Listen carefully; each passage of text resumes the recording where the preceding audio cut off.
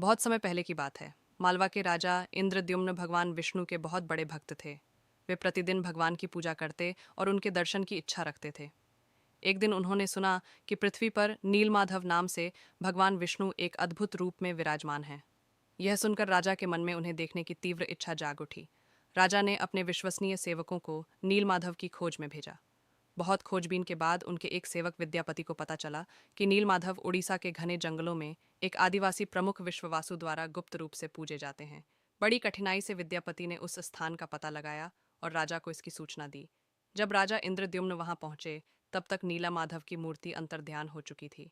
राजा बहुत दुखी हुए। तभी आकाशवाणी हुई, हे राजन, समुद्र किनारे तुम्हें एक दिव्य काष्ठ लकड़ी मिलेगा, उसी से मेरा नया रूप बनवाओ।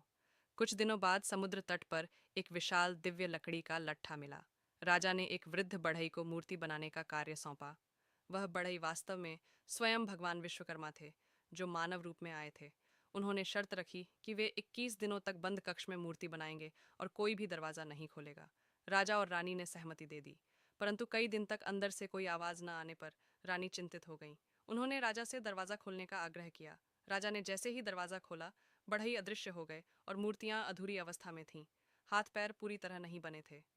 राजा को बहुत पछतावा हुआ, लेकिन तभी आकाशवाणी हुई, हे राजन, यही मेरा दिव्य रूप है, इसी रूप में मेरी पूजा होगी। इस प्रकार भगवान जगन्नाथ, उनके बड़े भाई बलभद्र और बहन सुभद्रा की मूर्तियां स्थापित की गईं। उड़ीसा के पुरी में भव्य मंदिर बनाया गया। आज भी वहां हर वर्ष भव्य रथ यात्रा निकाली जाती है, जिसमें लाखों भक्त शामिल होते हैं। भगवान जगन्नाथ जी अपने भक्तों पर असीम कृपा करते हैं और सच्चे मन से भक्ति करने वालों की सभी मनोकामनाएं पूर्ण